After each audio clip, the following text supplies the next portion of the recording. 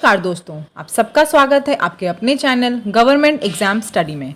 दोस्तों हम लोग यहाँ पर बात करने जा रहे हैं यूपीपीसीएल में जो आपके इंग्लिश के प्रैक्टिस सेट आते हैं उन्हीं को यहाँ पर करा रहे हैं। ऑलरेडी मैं एक प्रैक्टिस सेट आपको करा चुकी हूँ, उसको देखने के लिए आप चैनल की प्लेलिस्ट पर जा सकते हैं। यूपीपीसीएल एग्जीक्यूटिव असिस्टेंट की प्लेलिस्ट वहाँ पर बनी हुई है।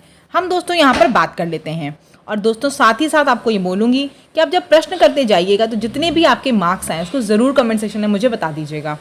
शुरू कर लेते हैं। जो आपका पहला प्रश्न है वो दिख रहा है, tale of the life of a person written by himself.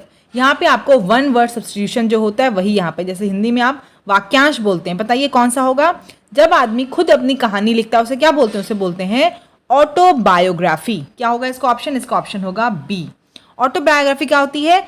खुद की कहानी को लिखना बोलते हैं ऑटोबायोग्राफी। और अगर कोई दूसरा आपकी कहानी लिखता है उसे क्या बोलते हैं? बायोग्राफी।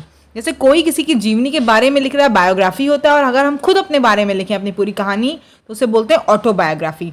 ड्रामा और स्टोरी आप सभी लोगों को पता होगी। नेक्स्ट क्वेश्चन देख लेते हैं। एंटोनिम बताना है, यानी कि ऑपोजिट बताना है अंडरलाइन वर्ड का। It requires great humility to overcome one's weakness. समझ में आ रहा होगा, देखिए सेंटेंस मिल जाए तो मेरे ख्याल से मुझे लगता है कि आसान हो जाता है उस चीज़ की मीनिंग को समझना। और अगर सिर्फ वर्ड हो तो थोड़ा मुश्किल रहता है। यहाँ पे लिखा है इट रिक्वायर्स ग्रेट ह्यूमिलिटी। अपनी वीकनेस को ओवरकम करने के लिए ह्यूमिलिटी की बहुत ज़रूरत होती है। तो ह्यूमिलिटी का उल्टा यहाँ पे क्या होगा? देखिए दोस्तों, ह्यूमिलिटी का मतलब होता है विनम्र। बहुत ही कम लोग ऐसे होते हैं जो अपनी गलतियों को या अपनी कमजोरियों को मान पाएं। ऐसे लोग क्या होते हैं? उनके पास बहुत विनम्र होते हैं वो लोग जो कि अपनी गलतियों को उबर पाएं। तो इसका एंटोनिम क्या होगा बताइए? इसका एंटोनिम होगा दोस्तों प्राइड। प्राइड का मतलब घमंडी, घमंड जो हो, ठीक है। क्योंकि मीकनेस का मतलब क्या होता है? मीकनेस का मतलब होता है दब्बू। जिसे किसी किसी लोगों को आप दब्बू बोलते हैं ना, दब्बूपन, वो होता है आपका मीकनेस। और डिलाइट क्या होता है? डिलाइट होता है खुशी। हम्बलनेस, हम्बलनेस क्या होगी? नम्रता। हम्बलनेस आपकी क्या होती? नम्रता होती। तो ये तो सिनोनिम हो गया। तो एंटोनिम क्या है? उसका ऑपोजिट क्या है? ह्यूमिलिटी का। ह्यूमिलिटी का ऑपोजिट है प्राइड, जिसे आप घमंड बोलते हैं, अहंकार। नेक्स्ट देख लेते हैं। Select the option that means the same as the given group of words. यानी कि 10 ईयर्स, 10 ईयर्स को आप और क्या लिख सकते हो? वीकली किसके लिए यूज होता है? वीकली हफ्ते भर के लिए होता है, साप्ताहिक के लिए। डिकेड, डिकेड सही ऑप्शन है। डिकेड कब यूज होता है? डिकेड यानी कि 10 सालों के लिए कोई बात होती है तो हम उसको डिकेड बोलते हैं। जैसे कि आपने सुना होगा सेंसस वगैरह में डिकेडल ग्रोथ होती है, यानी कि दशक में पूरे कितनी ग्रोथ हुई। सेंचुरी, सेंचुरी कब होती है? सेंचुरी जब होती है जब हम बात करते हैं शताब्दी की या फिर शतक की। 100 सालों की बात करते हैं उसे सेंचुरी बोलते हैं। फोर्टनाइट क्या होता है? फोर्टनाइट होता है 15 दिनों के लिए, ठीक है। जो भी बात हम 2 हफ्ते की करते हैं या फिर 15 दिनों की करते हैं उसे हम फोर्टनाइट यूज करते हैं। 10 सालों के लिए डिकेड यूज होता है। नेक्स्ट देख लीजिए। Select the option which has the correct usage of the word minor. क्या है? Word minor. देखिए माइनर इसीलिए मैं आपको बताया कई बार कि स्पेलिंग बहुत जरूरी याद रखना है।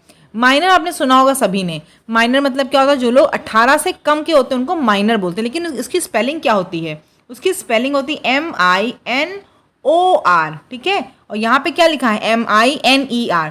तो ये पहला वाला जो option, this is an adult film, a minor is not allowed, ये गलत हो जाएगा। ये तब सही होता है जब यहाँ पे MINOR लिखा होता है, यानी कि बच्चे हैं उनको अलाउ नहीं होता एडल्ट फिल्म देखना।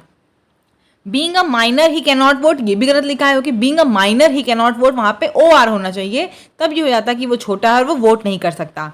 थर्ड देख लीजिए उसके बाद। C the miner had to climb 200 feet done in the coal mine. Done नहीं है यहाँ पे, डाउन होगा। 200 feet down in the coal mine. तो यहाँ पे जो माइनर होता है वो कौन है दोस्तों? यही जो माइंस वगैरह में काम करते हैं, खदान में काम करते हैं, उन्हें बोलते हैं माइनर, ठीक है। The person who works in the mine, ठीक है, उन्हें बोलते हैं माइनर। तो यहाँ पे क्या सही है आपका? यही वाला है। माइनर को क्लाइम करना पड़ता है कहाँ? 200 फीट नीचे कोयले की खदान में काम करने के लिए, ठीक। नेक्स्ट देख लेते हैं। Select the option to fill in the blanks. A small but strange creature emerged from a hole wild I dash on the sea beach. एक छोटा सा मगर बड़ा ही अजीब सा क्रिएचर कहाँ से निकला? एक बिल में से निकला। जब मैं क्या कर रहा था? मैं सी बीच पर, सी के किनारे क्या कर रहा था? टहल रहा था। तो क्या बोलोगे आप वहां पे? 5 का क्या हो जाएगा? खुद ही बताइए। 5 का हो जाएगा was walking. While always walking, जब मैं वहां पे समुद्र किनारे टहल रहा था। रहा था में क्या होता है? ING लग जाता है। वॉज वॉकिंग, जब मैं टहल रहा था तब ये हुआ। तो आप इसका क्या आंसर हो जाएगा? 5 का B हो जाएगा, वॉज वॉकिंग। नेक्स्ट देख लेते हैं। Transform the sentence into passive voice. क्या होगा इसका, देखिए, the tiger was chasing the deer. Tiger क्या कर रहा था, डियर को चेज कर रहा था। मैंने बताया है आपसे एक्टिव और पैसिव वॉइस, रिपोर्टेड और आपको डायरेक्ट इनडायरेक्ट स्पीच में ज़्यादा ज़रूरत नहीं है, आपको सिर्फ प्रैक्टिस करेंगे ना आपको आ जाएगा, रूल्स पढ़ने की भी ज़रूरत नहीं है, क्योंकि सेंटेंस ऐसे ही बन के आएंगे कि आपको एकदम एक सही वाला एक दिख जाएगा। जैसे मैं बता देती हूँ, इसमें टाइगर क्या कर रहा था, डियर को चेज कर रहा था। इसका देखते हैं वॉइस क्या बनेगा, the tiger was being chased by the deer. ये तो गलत हो जा रहा है, इसमें क्या हो रहा है, इसमें तो हो रहा है कि टाइगर को कौन चेज कर रहा था, टाइगर को डियर चेज कर रहा था, जो कि रॉन्ग है। The deer by the tiger was being chased, ये भी रॉन्ग है। The deer was being chased by the tiger, ये बिल्कुल सही है ना। Was being chased by the tiger, और सबसे last the tiger by the deer was being chased, ये भी रॉन्ग है आपका, ठीक है। एक्टिव से जब पैसिव में बनाना होता है तो आपको बताया है मैंने, वॉज वर और प्लस आईएनजी अगर लगा हो तो क्या हो जाएगा, was plus being plus ING, ठीक है। Was plus being plus third form आप रखोगे, ठीक है। थर्ड फॉर्म चेजिंग का क्या कर दिया आपने, चेज्ड बाय द टाइगर, ठीक। चलिए 6 का सी हो जाएगा। नेक्स्ट देख लेते हैं, a person who studies birds, उसे क्या बोलते हैं, a person who studies birds उसे बोलते हैं ऑर्निथोलॉजिस्ट। क्या बोलते हैं, 7 का ए हो जाएगा, ऑर्निथोलॉजिस्ट। ऑन्कोलॉजिस्ट किसको बोलते हैं, जो कैंसर की स्टडी करते हैं उन्हें क्या बोलते हैं, ऑन्कोलॉजिस्ट। बायोलॉजिस्ट कौन होते हैं दोस्तों, जो जीव विज्ञानी होते हैं। जीव विज्ञानी जो होते हैं उन्हें क्या बोलते हैं, जीव जंतु के बारे में जो पढ़ाई लिखाई करें, रिसर्च करें, उन्हें क्या बोलते हैं, बायोलॉजिस्ट। इकोलॉजिस्ट कौन होते हैं दोस्तों, इकोलॉजिस्ट होते हैं जो इकोसिस्टम के बारे में बात करें, पर्यावरण और इन सब के बारे में, कैसे रिलेशन होता है, कैसे जानवर पर्यावरण के साथ इंटरेक्ट करते हैं, ये सब जो बारे में बात करता है वो कौन होता है, इकोलॉजिस्ट, जो इकोसिस्टम की स्टडी करता है। नेक्स्ट देख लेते हैं, लिस्ट और record of the days, week and months of a particular year, ठीक है। क्या है दोस्तों, इसमें आपको फिर वन वर्ड बताना है आपको, इसका क्या होगा बताइए। इसमें से लिस्ट या रिकॉर्ड किसका, दिनों का, हफ्ते का और महीनों का, एक पूरे साल में, उसे क्या बोलोगे, उसे आप कैलेंडर बोलोगे। कैलेंडर में क्या होता है भाई, पूरे साल के दिन, हफ्ते, महीने सबकी डिटेल होती है, ठीक। तो क्या हो जाएगा 8 का आपका डी, कैलेंडर। नेक्स्ट देख लेते हैं, synonym of the underlined word, a non cancerous tumour is an example of a benign growth. Non cancerous जो ट्यूमर होता है वो किसका एग्जाम्पल है, बिनाइन ग्रोथ का। तो समझ में ही आपको आ रहा होगा कि बिनाइन ग्रोथ का मतलब क्या है, जो चीज़ कोई नुकसान नहीं कर रही, क्योंकि ये क्या है, ये ट्यूमर कैसा है, नॉन कैंसरस, तो ये क्या है, नुकसान नहीं कर रही कोई चीज़। तो इसका सिनोनिम क्या हो जाएगा बताइए, जब कोई चीज़ नुकसान नहीं कर रही यानी कि हार्मफुल नहीं है, तो उसका सिनोनिम क्या होगा बताइए फटाफट से। उसका सिनोनिम हो जाएगा हार्मलेस, है ना। उसका सिनोनिम क्या हो जाएगा, हार्मलेस। जिस चीज़ से खतरा ज़्यादा ना हो उसे क्या बोलते हैं, बिनाइन या फिर हार्मलेस। बिनाइन का वैसे एग्जैक्ट मीनिंग होता है हितकारी। क्या होता है, हितकारी, ठीक है। किसी के हित में कोई चीज़ हो रही है उसे बिनाइन बोलते हैं। नेक्स्ट देख लेते हैं, by this time next year Puja dash her university degree. इसी साल तक नेक्स्ट ईयर क्या होगा, पूजा के पास उसकी यूनिवर्सिटी की डिग्री होगी। तो आप क्या लिखोगे, Pooja will have received her university degree. अब इसी साल में नेक्स्ट ईयर तक क्या होगा, पूजा के पास उसकी डिग्री आ चुकी होगी। तो फ्यूचर की बात हो रही है तो आप क्या लिखोगे, विल हैव रिसीव्ड, है ना। फ्यूचर की बात आते ही विल लग जाएगा, will have received her university degree. Next देख लेते हैं, change the sentence from simple to complex. I have no advice to offer you. ये सिंपल सेंटेंस है, तो कॉम्प्लेक्स में कैसे कन्वर्ट करोगे आप, इसे कन्वर्ट करोगे, I have no advice that I can offer you. I have no advice that I can offer you, ये क्या हो जाएगा आपका, ये आपका कॉम्प्लेक्स सेंटेंस में कन्वर्ट हो जाएगा।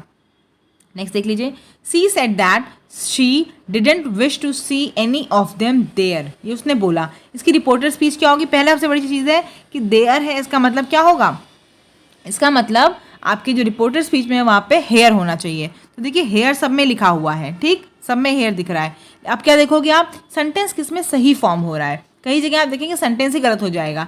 She said I don't wish to see any of you here, यही वाला एकदम सही है, क्योंकि क्या लिखा है आपने, she said that she didn't wish. तो यहाँ पे क्या होगा, I don't wish to see any of you here. She said I don't wish to see any of them here, तो गलत हो जाएगा। आई नेवर विश, ये सब गलत हो जाएगा, ठीक है। चलिए ए हो जाएगा 12 का। नेक्स्ट देख लीजिए, एंटोनिम पूछा है आपसे, he did not laugh nor did he frown और शो फियर और सरप्राइज और क्यूरियोसिटी और फ्रेंडलीनेस। इसका उल्टा किसका पूछना है, फ्राउन का।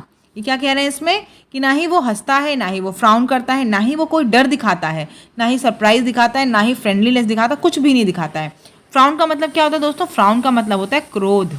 क्या होता है? क्रोधित होना उसको बोलते हैं फ्राउन, FROWN। इसका क्या होगा? फ्राउन का उल्टा क्या होगा? स्माइल।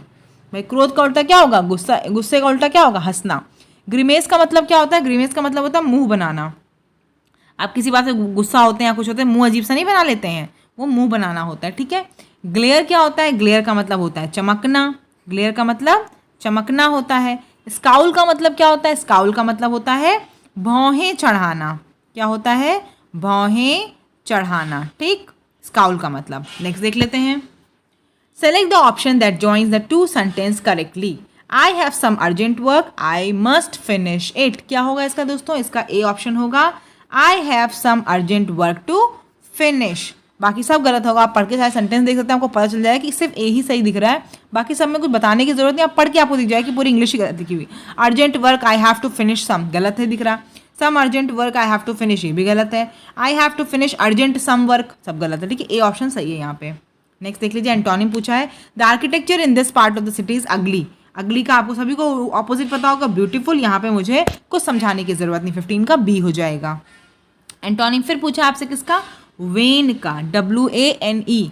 वेन का मतलब क्या होता है दोस्तों? वेन का मतलब होता है उतरना किसी चीज़ का, या फिर बोलते हैं कम होना, ठीक है। उसे क्या बोलते हैं? वेन। इसका ऑपोजिट क्या होगा बताइए? इसका ऑपोजिट होगा ग्रो। ग्रो का मतलब क्या होता है? ग्रो का मतलब होता है बढ़ना किसी चीज़ का, ठीक है। डाउनफॉल का मतलब आपको पता है क्या होता है? पतन होता है। किसी का डाउनफॉल का मतलब उसका पतन हो रहा है, ठीक है। अगर हम बात कर ले कोलैप्स की, तो कोलैप्स मतलब भी ढह जाना होता है। कोई चीज़ बिल्डिंग वगैरह कोलैप्स हो जाती है, या फिर कोई आदमी भी जनरली कोलैप्स होता है, बोलते कोलैप्स हो गया। ढह जाना किसी चीज़ को तो बोलते हैं कोलैप्स। अंडर एस्टिमेट मतलब किसी को कम करके आंकना। जैसे कि आप किसी को सोचते हैं कि अच्छा ये अंडर एस्टिमेट करते हैं कि एक कोई काम नहीं कर पाएगा, बाद में वो कर लेता, तो किसी को कम करके आंकना क्या होता है? अंडर एस्टिमेट होता है। वेन का ऑपोजिट क्या हो जाएगा? ग्रो। नेक्स्ट देख लेते हैं। फिर आपको फिल इन द ब्लैंक्स में अप्रोप्रिएट ऑप्शन चूज करना है। The government dash decide to construct cyclone centres along the coast. यहाँ पे क्या होगा दोस्तों बताइए? 17 का क्या हो जाएगा? A. The government has decide to construct cyclone centres along the coast, ठीक है। कोस्ट के किनारे गवर्नमेंट ने क्या डिसाइड किया है? साइक्लोन सेंटर्स बनाने के लिए, ठीक। नेक्स्ट देख लेते हैं। यहाँ पे दोस्तों डिसाइडेड है, मैंने गलत लिखा हुआ, डिसाइडेड है, वही मैं कह रही हूँ। गवर्नमेंट हैज डिसाइडेड होगा, डिसाइडेड होगा, डिसाइड तो गलत हो जा रहा है। Government has decided to construct cyclone centres along the coast. Next देख लेते हैं। यहाँ पे फिर आपको fill in the blanks fill करना है। I meant to repair the bicycle but dash time to do it today. इसका मतलब क्या होगा बताइए? सी का क्या होगा? सी होगा इसका। I meant to repair the bicycle but have not had time to do it today, ठीक है। मैं चाहता था अपनी बाइसिकल को रिपेयर करना, मगर मेरे पास क्या है? आज टाइम नहीं था। तो हैज़ नॉट टाइम नहीं, have not had time to do it today, ठीक। नेक्स्ट देख लेते हैं। सिनोनिम पूछा है किसका? कन्विक्शन का। The more you speak with conviction the more your audience will value what you have to say. इसका क्या मतलब होगा बताइए? सिनोनिम पूछा जा रहा है, तो कन्विक्शन का मतलब क्या होता है? अगर आप बहुत कॉन्फिडेंस से या फिर बहुत पूर्ण विश्वास से किसी बात को बोलेंगे, तो क्या होगा? आपकी ऑडियंस जो होगी वो आपकी वैल्यू करती है जो आप बोलते हैं, ठीक है।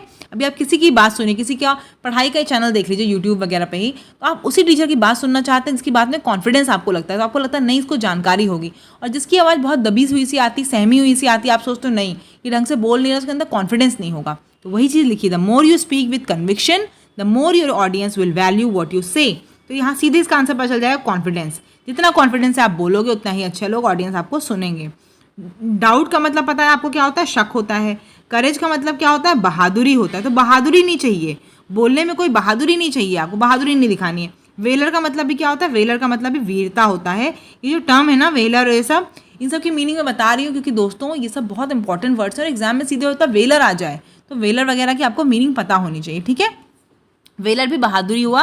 और ये सब जो बहादुरी वाली बातें होती, वीरता आप समझ रहे हैं, सब लड़ाई वगैरह में, युद्ध वगैरह के लिए प्रूव करते हैं कि वो बहुत वेलर है, बहुत बहादुर इंसान है, ठीक। चलिए नेक्स्ट देख लेते हैं। एंटोनिम पूछा है किसका? फ्रूगल का। फ्रूगल का मतलब क्या होता है? फ्रूगल का मतलब होता है जो थोड़ा कंजूस टाइप होता है ना, उसे बोलते हैं फ्रूगल, ठीक। कंजूस या बहुत कम खर्च करने वाला, मितव्ययी।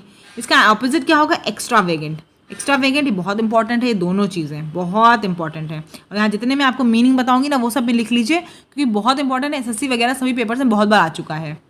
एक्स्ट्रावेगेंट क्या होता है दोस्तों? एक्स्ट्रावेगेंट मतलब होता है जो बहुत खर्च करता है, लैविशली बहुत ज़्यादा पैसे स्पेंड करता है, उसे बोलते हैं एक्स्ट्रावेगेंट, खर्चीला। प्रूडेंट क्या होता है? प्रूडेंट होता है बुद्धिमान को बोलते हैं, क्या बोलते हैं? बुद्धिमान को हम बोलते हैं प्रूडेंट, ठीक, बुद्धिमान को क्या बोलते हो, प्रूडेंट। इकोनॉमिकल कौन होता है, जो किफ़ायती होता है, बहुत बचा बचा के पैसे खर्चा करे। और थ्रिफ्टी कौन होता है, थ्रिफ्टी भी आपका कंजूस होता है। ठीक, तो थ्रिफ्टी और फ्रूगल आपके क्या हो गए, सिनोनिम हो गए। थ्रिफ्टी भी कंजूस होता है, इकोनॉमिकल जो किफ़ायती से पैसा खर्च करे, प्रूडेंट बुद्धिमान, एक्स्ट्रावेगेंट इसका ऑपोजिट हो जाएगा, बहुत ज़्यादा खर्च करने वाला। नेक्स्ट देख लीजिए, सिनोनिम आपसे पूछा जा रहा है प्लांट का। प्लांट का मतलब क्या होता है दोस्तों, प्लांट का मतलब होता है कोमल। क्या होता है, कोमल होता है, या फिर आप समझ लो लचीला होता है, फ्लेक्सिबल कोई चीज़ हो। तो इसका क्या हो जाएगा, इसका उल्टा मैंने ऑप्शन वो बता दिया, लचीला यानी कि फ्लेक्सिबल हो जाएगा। तो प्लांट का क्या हो जाएगा, फ्लेक्सिबल, सिनोनिम है, ये सेम है। ठीक है, स्टिफ का मतलब क्या होता है, स्टिफ का मतलब होता है कड़ा। कुछ चीज़ देखते हैं ना, बहुत दिनों तक हम बैठे रहते हैं अजीब पोजीशन में, फिर बोलते हैं ना हमारी बॉडी में स्टिफ हो गया, यानी वो कड़ी हो गई, अजीब सी ऐंठ जाती है। आर्टिफिशियल क्या होती है, कोई चीज़ जो आपकी नेचुरल ना हो, उसे बोलते हैं आर्टिफिशियल है वो चीज़। हम बात कर लें अगर प्लास्टिक की, तो प्लास्टिक आपको पता ही है क्या होता है। प्लास्टिक कोई भी चीज़ जिसे आप बोलेंगे कि प्लास्टिक जैसी जो हो उसे बोलते हैं प्लास्टिक, उसमें कुछ बताना नहीं है आपको। नेक्स्ट देख लीजिए, transform the given sentence into negative sentence, यानी कि जो सेंटेंस दिया है उसको आपको नेगेटिव सेंटेंस में कन्वर्ट करना है। A giraffe is taller than an elephant. मैंने आपसे 12 बताया, जब ऐसे सेंटेंस आए एक ही ऑप्शन सही होगा, बाकी सब सेंटेंस ही गलत बना देंगे। जैसे पहला ही देख लीजिए, a giraffe is as tall as an elephant, ये तो गलत ही बात है, क्योंकि मैंने लिखा है a giraffe is taller than an elephant, giraffe जो है वो एलिफेंट से टॉलर है, तो ये तो गलत हो जाएगा। दूसरा देखिए, a giraffe is not as tall as an elephant, ये भी गलत है, क्योंकि जिराफ लंबा है, तो नॉट यूज करना है नेगेटिव के लिए, लेकिन ये गलत सेंस में आ रहा है। Elephant is not as tall as giraffe, ये सही होगा आपका 22 का सी हो जाएगा। यहाँ साफ साफ लिखा है कि एलिफेंट क्या है, उतना लंबा नहीं जितना कि जिराफ है। लास्ट वाला अगर देख लें, एलिफेंट इज एज टॉल, ये गलत ही सेंटेंस फॉर्म हो रहा है, 22 का क्या हो जाएगा आपका सी हो जाएगा।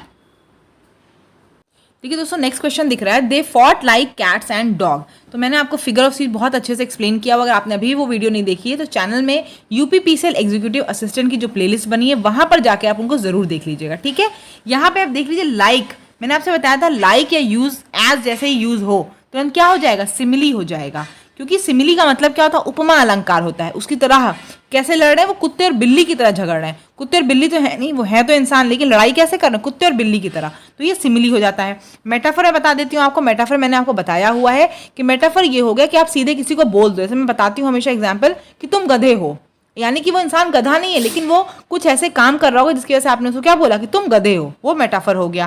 पर्सोनिफिकेशन यानी क्या बताया था आपको, जब कोई ऐसी चीज जो कि ह्यूमन से रिलेटेड नहीं है, यानी कि वो आपकी निर्जीव वस्तु है, लेकिन उसमें क्या आप ह्यूमन की बात बोल दी। जैसे मैंने आपको बताया था, बोले चूड़ियां बोले कंगना, तो चूड़ी और कंगन बोलेंगे नहीं, लेकिन आपने क्या कर दिया, पर्सोनिफिकेशन कर दिया। वैसी जगह पे आपका क्या आता है, पर्सोनिफिकेशन। इसको बहुत अच्छे समझने के लिए दो छोटी सी वीडियो है, प्लीज जाके फिगर ऑफ स्पीच जरूर देख लीजिएगा।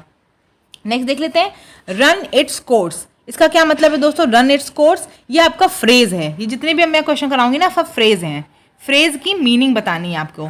तो रन इट्स कोर्स क्या होगा दोस्तों, रन इट्स कोर्स का मतलब होता है नेचुरल प्रोग्रेशन। ठीक है, रन इट्स कोर्स का मतलब होता है एक नेचुरल प्रोग्रेशन, यानी कि एक सीरीज ऑफ इवेंट जो हो, जो लगातार होता चला जाए। जैसे किसी को कोई बीमारी हो या कुछ है, तो एक टाइम से वो अपने आप बढ़ती रहेगी धीमे धीमे। रन इट्स कोर्स का वही मीनिंग हुआ था, 24 का सी हो जाएगा।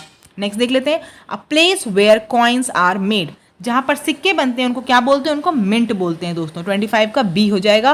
और ये बहुत इंपॉर्टेंट है, कई बार प्रश्न परीक्षाओं में पूछा जा चुका है आपसे। नेक्स्ट देख लीजिए, अ प्लेस फॉर डॉग, जहां पे कुत्ते रहते हैं उसे क्या बोलते हैं, उसे कैनल बोलते हैं। क्या बोलते हैं, कैनल, 26 का डी हो जाएगा आपका, प्लेस फॉर डॉग्स कैनल। अगर हम बात कर लें शेड की, तो शेड दोस्तों काउ के लिए होता है, प्लेस फॉर काउ। स्टेबल की बात कर लें, अ प्लेस फॉर हॉर्स, ठीक है, स्टेबल। डेन की बात कर ले, अ प्लेस फॉर लायन, ये आपका क्या होता है, डेन होता है। ठीक है, तो ये सभी इनके घर है, उनको बोला जाता है, तो डॉग्स के लिए कैनल का यूज होता है। नेक्स्ट देख लीजिए, appropriate meaning of the given idiom, bark up the wrong tree. आपको इस ईडियम की मीनिंग बतानी है। ठीक है, bark up the wrong tree, इसकी मीनिंग क्या है दोस्तों, to misdirect one's effort, to misdirect one's effort. इसका मतलब देखिए दोस्तों क्या होता है, to misdirect one's effort, मतलब जैसे कि आप गलत फहमी में कोई काम कर रहे हो। ठीक है, bark up the wrong tree मतलब आप गलत फहमी में कोई प्रयास कर रहे हो या गलत फहमी किसी चीज की हो, उसे क्या बोलते हैं, bark up the wrong tree. ठीक है, नेक्स्ट देख लेते हैं, एंटोनिम आपसे पूछा जा रहा है डिक्लाइन का। डिक्लाइन का मतलब आपको पता ही है क्या होता है, डिक्लाइन का मतलब होता है किसी चीज में गिरावट आना, उसे बोलते हैं डिक्लाइन। तो इसका क्या होगा बताइए, इसका एंटोनिम आप लोग खुद ही बताइए, मुझे पता आप सभी को इसका आंसर तो पता होगा, और आप में ज्यादातर लोग इसका आंसर दे चुके होंगे अब तक। क्या होगा इसका आंसर क्या होगा डिक्लाइन का, इसका होगा दोस्तों देखिए डिक्लाइन का मतलब एक तो आपने बताया कि डिक्लाइन का मतलब कोई चीज़ ग्रोथ वगैरह डिक्लाइन होती है ना, नीचे जा रही होती है, या फिर डिक्लाइन का मतलब ये भी होता है किसी चीज़ को अस्वीकार कर देना। तो लैप्स नहीं होगा, क्योंकि लैप्स का मतलब क्या होता है, पता नहीं होता है। रिजेक्ट का मतलब क्या होता है, किसी चीज़ को अस्वीकार कर देना, तो वो तो डिक्लाइन के सिनोनिम हो जाएगा। डाउनफॉल क्या हो जाएगा, किसी चीज़ का पतन होना। एक्सेप्ट हो जाएगा। डिक्लाइन का मतलब क्या होता है, किसी का आप अस्वीकार भी कोई चीज़ करते हो ना, बोलते हैं I have declined his message, ठीक है, या फिर डिक्लाइंड हिज ऑफर, उसका ऑफर मैंने डिक्लाइन कर दिया, तो उसका ऑपोजिट क्या हो जाएगा, एक्सेप्ट हो जाएगा, स्वीकार करना। नेक्स्ट देख लेते हैं, most appropriate option to fill in the blank. The scientific study of dash is called linguistic. Linguistic क्या होती है दोस्तों, लिंग्विस्टिक होती है साइंटिफिक स्टडी किस चीज़ की, साइंटिफिक स्टडी होती है लैंग्वेज की। भाषाओं की स्टडी को क्या बोलते हैं, भाषाओं की स्टडी को लिंग्विस्टिक बोलते हैं, ठीक है। इसका क्या हो जाएगा, 28 का आपका सी हो जाएगा। नेक्स्ट देख लेते हैं, फिगर ऑफ स्पीच फिर बताना है आपको। She again and again told me to act naturally. तो क्या लिखा हुआ, एक्ट नेचुरली, यानी ये क्या हो गया, ऑक्सीमोरॉन हो गया। ये मैंने आपको बता रखा है, आप इसीलिए बोल रही हूँ बार बार, एक बार फिगर स्पीच जाके देख लीजिए। ऑक्सीमोरॉन का मतलब क्या होता है, दो कॉन्ट्राडिक्टरी चीज एक साथ हो। जैसे मैंने बताया था डिफीनिंग साइलेंस, डिफीनिंग साइलेंस का मतलब क्या है, बहरा कर देने वाला शोर, तो बहरा कर देने वाली शांति। तो कोई चीज़ अगर शांत है तो आपको बहरा कैसे कर सकती है। ऐसे यहाँ पे क्या लिखा है, एक्ट नेचुरली, मतलब नेचुरली आपको एक्ट कैसे कर सकते हो, एक्ट भी करना और नेचुरली भी, तो ये क्या आ गया आपका ऑक्सीमोरॉन। तो 29 का डी हो जाएगा। प्लीज़ एक बार आप कल वाला प्रैक्टिस सेट जरूर देख लीजिएगा और फिगर ऑफ स्पीच भी देख लेंगे। आपको मैं बता रही हूँ डेफिनेटली आपको इंप्रूवमेंट समझ में आएगा और आपको फिगर ऑफ स्पीच वगैरह कॉन्सेप्ट भी क्लियर हो जाएंगे। नेक्स्ट देख लीजिए, उसके बाद नेक्स्ट क्वेश्चन हमारा है, एंटोनिम पूछा गया है एरोडाइट का। एरोडाइट का मतलब क्या होता है दोस्तों, स्कॉलर या फिर बहुत पढ़ा लिखा विद्वान, उसको बोलते हैं एरोडाइट। तो स्कॉलरली तो आपको दिख ही रहा है, सिनोनिम हो जाएगा इसका, वो क्या हो जाएगा, एंटोनिम क्या हो जाएगा, अनइन्फॉर्म्ड। अनइन्फॉर्म्ड मतलब क्या हुआ, इन्फॉर्म्ड मतलब होता है जिसको ज्ञान हो, बातों का पता हो, चीज़ों से बोलते हैं इन्फॉर्म्ड। अनइन्फॉर्म्ड मतलब से कोई जानकारी ना हो, कुछ पता ही ना हो, तो एरोडाइट का ऑपोजिट क्या हो जाएगा, अनइन्फॉर्म्ड। नेक्स्ट देख लीजिए, जॉसल। जॉसल का मतलब क्या होगा, इसका एंटोनिम क्या होगा, देखिए दोस्तों, जॉसल का मतलब होता है धक्का देना या फिर मुठभेड़। जिसे आप मुठभेड़ बोलते हैं उसकी इंग्लिश क्या होती है, जॉसल, ठीक है, जॉसल होती है। तो इसका एंटोनिम क्या हो जाएगा दोस्तों, इसका एंटोनिम हो जाएगा लीव अलोन, अकेले छोड़ देना, उसे क्या बोलते हैं, अकेले छोड़ देना किसी चीज़ को, उसका क्या होगा, जॉसल का ऑपोजिट हो जाएगा। हम बात कर लेगा नज। नज का मतलब क्या होता है, किसी चीज़ को कुहनी से छूना। कुहनी से छूना को क्या बोलते हैं, कुहनी से छूना को बोलते हैं दोस्तों नज। पुल एंड पुश क्या होता है, खींचना और धकेलना है, तो आपको पता ही है। पुल असाइड किसी को धक्का देना है, ठेलना, तो सिर्फ इसका कौन सा ऑपोजिट है, इसका लीव अलोन है, अकेले छोड़ देना। नेक्स्ट देखिए, आपको फिर मीनिंग बतानी है गिवन फ्रेज की। Out of the blue, out of the blue का मतलब क्या होता है, एकदम से अचानक कोई चीज़ हो जाए ना, उसे बोलते हैं आउट ऑफ द ब्लू, ठीक है। जैसे आप लोग जनरली अगर सुनते हो क्रिकेट कमेंट्री इंग्लिश में बोलते हैं, अचानक से कुछ आता है तो बोलते हैं आउट ऑफ द ब्लू हो गया, मतलब वो विकेट या कोई रन अचानक से मिल जाए तो बोलते हैं आउट ऑफ द ब्लू। तो इसका मतलब समझ में आ रहा, अचानक या अनएक्सपेक्टेड क्या हो जाएगा, इसका सी हो जाएगा, ठीक है, 32 का सी हो जाएगा। नेक्स्ट देख लीजिए, meaning of the given phrase. फिर आपको गिवन फ्रेज की मीनिंग बतानी है। एट वंस विट्स एंड, इसका मतलब क्या होता है दोस्तों, इसका मतलब होता है एकदम हैरानी या परेशानी की स्थिति में, ठीक है, मतलब जहाँ पे आपकी बुद्धि काम ही ना करे, आपको समझना है क्या करना है, वो क्या होता है आपका एट वंस विट्स एंड। इसका क्या होगा दोस्तों, इसका होगा आंसर 33 का B, in a state of frustration. Confusion भी लिखा है लेकिन कन्फ्यूजन नहीं होता है, ये एक तब की स्थिति होती है, आप बहुत गुस्से में कोई काम समझ नहीं पाते हैं, ठीक है, जब आप बहुत फ्रस्ट्रेटेड होते हैं, बहुत गुस्से में होते हैं, तब ये सही, एकदम सही जो वर्ड है इसका वो फ्रस्ट्रेशन ही है। तो एट वंस विट्स एंड का क्या मतलब, इन अ स्टेट ऑफ फ्रस्ट्रेशन, ठीक है। नेक्स्ट देख लेते हैं, सीइंग रेड, ये भी आपका एक फ्रेजल वर्ब है, तो बताना है आपको क्या होता है। सीइंग रेड का मतलब क्या है, नाम से दिख रहा होगा, बहुत कोई गुस्से से लाल दिखे, लाल दिखने का मतलब क्या होता है, टू गेट एंग्री, तो 34 का सी हो जाएगा। देखिए इसको आप हिंदी से भी अगर रिलेट करेंगे ना फ्रेजल्स को, तो आप समझ जाया करेंगे। सीइंग रेड इंग्लिश में वो हिंदी में बोलते हैं ना, गुस्से से लाल हो जाना, तो ये किसके लिए हो रहा है, क्रोध के लिए हो रहा है, जो लाल दिख रहा है यानी कि वो गुस्सा हो रहा है बहुत ज़्यादा। नेक्स्ट देख लेते हैं, meaning of the given phrase. फिर आपको बताना है क्या मैंने लिखा है, rule of the thumb. Rule of the thumb क्या होगा बताइए, देखिए सारे ऑप्शन देखिए फटाफट और मुझे बताइए। रूल ऑफ द थंब क्या होता है, रूल ऑफ द थंब होता है मतलब एन अनरिटन रूल, ऐसी चीज़ें जो कहीं लिखी नहीं है या प्रैक्टिकल चीज़ें नहीं, उसको बोलते हैं rule of the thumb. Rule book तो कोई बुक ही होगी, बेसिक रूल, गाइड बुक नहीं होगा, क्या होगा इसका, एन अनरिटन रूल, जहाँ पे कोई बातें लिखी ना उसे बोलते हैं rule of the thumb. Next देख लीजिए, study of life and living things, इसका क्या होगा, study of life and living things, one word क्या होगा इसका, बायोलॉजी। क्योंकि मैंने बोला study of life and living things इसलिए बायोलॉजी, अगर मैं बोलती स्टडी ऑफ एनिमल्स आप बताते जूलॉजी है। स्टडी ऑफ प्लांट्स आप बोलते हैं बॉटनी है। बायोकेमिस्ट्री आपको समझ में आ रहा है, जीव रसायन, जो भी हमारे अंदर केमिकल चीज़ें हैं उसकी जब स्टडी होती है उसे क्या बोलते हैं, बायोकेमिस्ट्री के अंदर आती है। नेक्स्ट देख लीजिए, my friends dash the president yesterday, इसका क्या होगा दोस्तों, इसका होगा आपका met. My friends met the president yesterday, ठीक, 37 का डी हो जाएगा। नेक्स्ट देखिए, the stories dash themselves to being acted out और मिम्ड इन द क्लासरूम, इसका क्या होगा दोस्तों, क्या होगा यहाँ पे, ए होगा लेंड। यहाँ पे क्या होगा आपका लेंड, लेंड का मतलब क्या होता है, देना होता है, तो इसका क्या हो जाएगा 38 का दोस्तों ए हो जाएगा लेंड। लेंड का मतलब क्या होता है, देना की चीज़ को, कोई चीज़, ठीक है। नेक्स्ट देख लेते हैं, Anju is the dash owner of her father's property, तो इसका क्या होगा, देखिए आपके पास 4 ऑप्शन दिए हुए, राइटफुल, राइटफुली, राइटियस, राइटियसली, तो इसका क्या होगा, राइटफुल होगा, 39 का ए होगा। अंजू इज द राइटफुल का मतलब क्या होता है, वैध या फिर असली, कोई असली होता है ओनर या फिर वैध किसी को बोलते हैं राइटफुल है, ठीक है। नेक्स्ट देख लेते हैं उसके बाद क्या है, लास्ट क्वेश्चन है ये, we can not light a fire until we dash the chimney, तो क्या होगा इसका, स्वेप्ट नहीं होगा, क्या होगा इसका दोस्तों बताइए, 40 का आपका स्वीप होगा, until we sweep the chimney. We can not light a fire until we sweep the chimney. Sweep का मतलब क्या होता है, साफ करना, ठीक है। स्वीप का मतलब आप सुनते हैं घर में भी सफाई से क्या बोलते हैं, स्वीप करना, ठीक है, साफ करने को स्वीप बोलते हैं। तो जब तक हम साफ नहीं करेंगे चिमनी को तब तक क्या हम लाइट नहीं जला सकते, मतलब आग को नहीं जला सकते हैं। तो आज के लिए इतना ही। अगर आपको वीडियो अच्छी लगे तो प्लीज़ अपने दोस्तों के साथ शेयर ज़रूर करिए, चैनल को सब्सक्राइब ज़रूर कर लीजिएगा। और मैं कोशिश ये कर रही हूँ कि आप लोगों को कंप्यूटर की भी प्रैक्टिस सेट लेकर आऊँ, साथ ही साथ आपके लिए कंप्लीट एक प्रैक्टिस सेट, पूरा जितने भी आपके क्वेश्चन आने वो पूरे कराऊँ। लेकिन उसके लिए मुझे आप लोगों का भी वो चाहिए साथ कि आप सभी लोग उतनी बड़ी वीडियो को देखेंगे तो मैं लेकर आऊँ, ठीक है दोस्तों। तो कमेंट सेक्शन में जरूर बताइए, अगर आप सभी इंटरेस्टेड होंगे तो कमेंट सेक्शन में बताइए कि आप पूरी वीडियो भी देखना चाहते हैं, पूरे 180 क्वेश्चन फिर मैं आपके लिए लेकर आऊँगी। धन्यवाद। चैनल पे नए होंगे सब्सक्राइब कर लीजिएगा, और हाँ टेलीग्राम ग्रुप से जरूर जुड़ जाइए। कोई भी नोटिफिकेशन है, कोई भी जानकारी होती है मैं वहाँ पे आपको इसका लिंक प्रोवाइड कर देती हूँ। धन्यवाद।